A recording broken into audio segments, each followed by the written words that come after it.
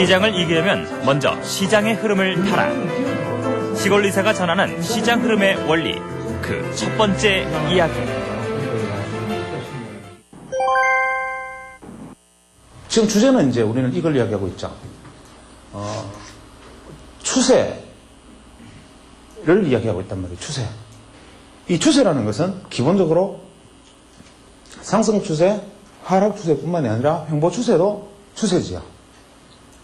그러면 잘 아시겠지만 한국 시장에서는 추세 시장 대비 비추세 시장은 3대 7밖에 안 되죠. 우리가 보기에는 그 자체가 다 추세를 안고 있는 것처럼 착각을 하는 이유는 뭐냐면 상승 추세 시장에서는 장기 추세, 단기 추세가 다 방향이 일치하기 때문에 강한 추세로 보이고, 횡보 추세에서는 장기 추세의 횡보임에도 불구하고 장기 추세는 일단 머릿속에서 지워버리고 단기 추세만 보기 때문에 그 자체도 추세가 있는 것처럼 생각합니다.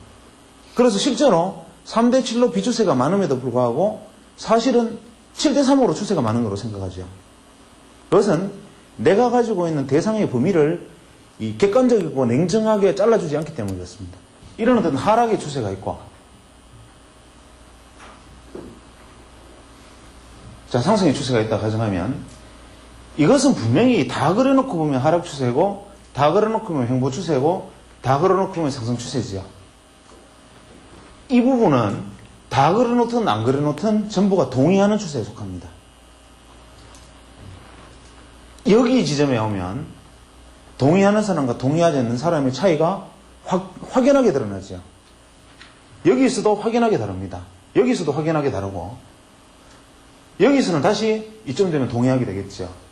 그러면 동의한다는 말과 동의하지 않는다는 말에, 동의하지 않는 사람이 많다는 말의 차이는 뭡니까? 시장이 날카롭게 대립하고 있다, 이거죠. 그러니까 추세 시장, 하락 추세와 상승 추세는 한쪽이 원사이드하게 이기고 있는 거죠. 그런데 그 원사이드하게 이기는 쪽이 날카롭게 대립하고 있는 게 아니죠. 그건 한쪽의 양보를 일방적으로 복종을 강요하면서 그냥 계속 나아가는 건데, 비추세 시장에서는 이 대립이 굉장히 날카롭게 지금 서 있단 말이죠. 그럼 이렇게 날카로운 대립 국면, 소위 말하는 이 비추세의 꼴은, 비추세의 꼴 대립이다, 이런 관점에서 놓고 본다면 어떻게 됩니까? 시장이 첨예하게 부딪힐 수 있고, 내가 첨예하게 판단에 따라서 엇갈릴 수 있는 부분이 비추세 시장이기 때문에, 우리가 추세 시장은 내가 가지고 있는 소위 말하는 그냥 판단, 소위 말하는 자율적 판단, 주관적 시장 판단에 의해서 추종하는 것이 유리하다 이겁니다. 그래서 이러한 어떤 추세가 형성이 되거나 추세가 형성이 됐을 때는 그 추세에 대해서는 내가 상대방의 마지막 숨통을 끌을 만큼 철저하게 추세를 그냥 따라가야 돼요. 여기서 고점과 저점을 예단하는 행위들은 불가능합니다.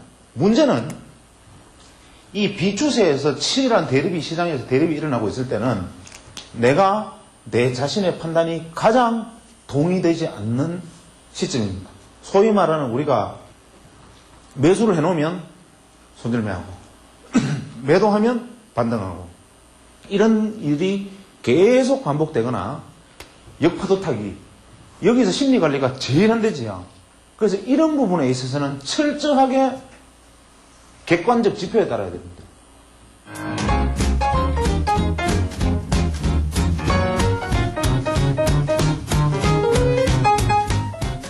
만약에 전체를 지표로 놓고 생각한다 치면 우리의 이동평균선은 이렇게 생각되겠죠. 이동평균선은 이러한 그림을 그릴 거고, 이런 그림을 그릴 거고, 이 안에서 우리가 이제 추세적 지표, 예를 들면 다양하게 뭐 MACD라든지 그 외에 뭐 각종 뭐 CCI, 뭐 ADX와 같은 이런 지표들을 이용하겠지만, 이런 경우에 지표를 활용하는 것 자체는 이미 난센스입니다. 왜냐하면 추세가 형성되어서 추세가 갱신되는, 쉽게 말하면 이격이 갱신되는 상황이 나타나면 모든 지표들은 그 한계에 도달합니다.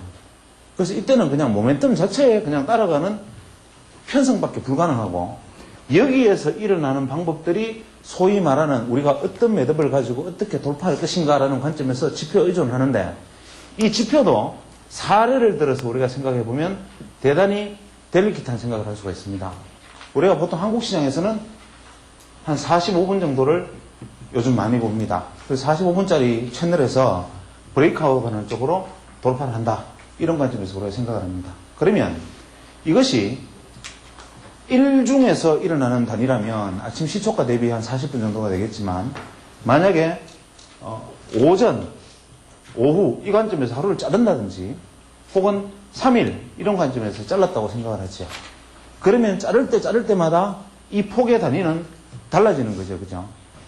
현재 우리가 이곳에서 내가 판단이 돌파가 진짜 돌파냐 아니면 이것이 트랩이냐 아니면 이것이 페일로 끝나느냐 이 판단을 할 수 있는 것은 뭐냐면 우리가 추세적 모멘텀으로 하는 게 아니잖아요. 이것은 심리관리가 기본적으로 내가 중기 추세에서 이미 여기 진입했다라는 것은 이미 추세적 인식이 바탕이 돼야 되고 이 안에서 만약에 이 추세적 바탕에서 만약에 횡보가 변동성이 축소 구간이라는 판단이 섣버리면 무조건 이건 지표에 의존해야 된다.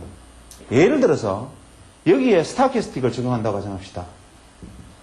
우리가 스타캐스틱이나 RSI 같은 지표는 실제로 이 구간에서 적용하는 것이죠. 만약에 이러한 어떤 변동성 지표들이 추세 시장에서 적용이 되면 어떻게 되겠습니까? 끊임없는 잘못된 신호들을, 거짓 신호들을 계속 보내겠죠. 우리의 스타캐스틱이다 가정하면 스타캐스틱의 신호는 어떤 것을 따라야 되겠습니까? 보통 스타캐스틱의 매매 신호는 과열과 침체, 다이버전스, 혹은 교차, 시그널의 교차 이런 관점에서 바라보지 않습니까? 만약에 기본적으로 지표라는 것이 수익률을 만약에 줄 수 있는 것이라면 우리가 수익률을 지표로만 가지고 따라할 것인데 지표를 따라해보면 맞는 국면과 맞지 않는 국면이 상당히 많이 드러나죠.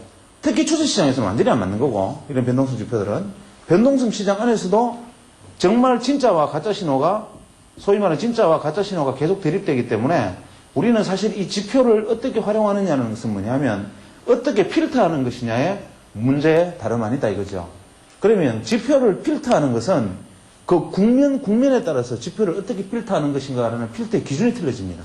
우리가 보조지표에서 특이도와 민감도는 어떤 형식으로 나타나겠습니까?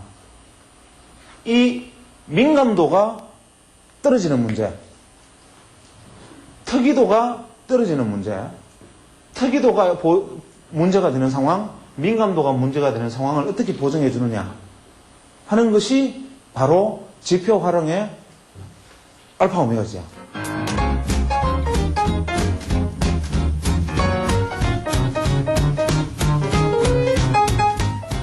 아까도 말씀드렸지만 추세라는 것을 형성하는 것은 내가 시장을 보는 뷰입니다. 비추세에서는 명백하게 비추세라는 판단이 있으면 저도 거의 기계적으로 완전히 그냥 기계적으로 머신처럼 딱 바뀝니다. 그러면 머신처럼 바뀌긴 바뀌었는데 이놈의 머신이 지나치게 민감하거나 둔감하거나 혹은 특이성이 떨어지게 되면 어떻게 됩니까? 이 머신의 효용성이 떨어지니까 우리는 어떻게 비관주의에 빠지는. 현재 이 추세 안에서 어떤 추세가 이렇게 움직이고 있는데 자, 이 지점입니다. 여기서 스타트 이렇게 교차 신호가 발생하려면 이런 형태로 보이겠죠. 이렇게 발생하면 차트가 이렇게 가면은 여기서는 뭐 어떻게 됩니까? 스타캐스팅은 시그널을 돌파하는 교차 신호가 발생합니다. 발생했을 때 이 교차 신호를 지금 현재 매수 신호로 해석할 것인가? 그러면 여기서 만약에 페일링이 일어나 버리면 어떻게 되느냐? 매수 신호를 해석할 수가 없잖아요. 그러면 이 안에서 또 데드크로스, 골든크로스 나거나 이거는 스윙 정도가 나겠죠. 시그널을 이렇게 나는 정도가 되겠네요. 그죠? 나서 이쯤 오면 이렇게 과열에 지금 접어들었어요. 그럼 과열이면 이게 지금 매도 신호냐? 여기서 만약에 그럼 뚫어버리면 어떻게 해석할 것이냐? 이것을 보정하는 방법이 출발이죠. 그래서 우리가 지표, 소위 말하는 일반적인 스윙하는 지표들은 어떤 지표들이냐면 기본적으로 과열권과 침체권 내에서의 신호만 존중하는 겁니다. 예를 들어 스타캐스틱이다 가정하자. 스타캐스틱이 고점을 형성하지 않고 완전히 과열권에 접어들지 않고 만약에 여기에서 이런 다이버전스가 발생하면 1의 다이버전스 신뢰도가 있지만 2의 다이버전스 신뢰도가 없어요. 왜냐하면 스타캐스틱 고점과 침체를 제외한 즉 80 이상과 20 이하를 30 이하를 제외한 혹은 70과 80을 제외한 중간선에 들어가 있는 개념에서 특이도 신호는 의미가 없다 이거죠. 심체권에서 과열권에서 소위 말하는 시그널선을 크로스를 하거나 그것이 다이버전스를 형성하는 경우에 신뢰도를 갖는다 이거죠. 그러니까 반드시 상위 성수의 지표를 다시 한번 확인해야 됩니다.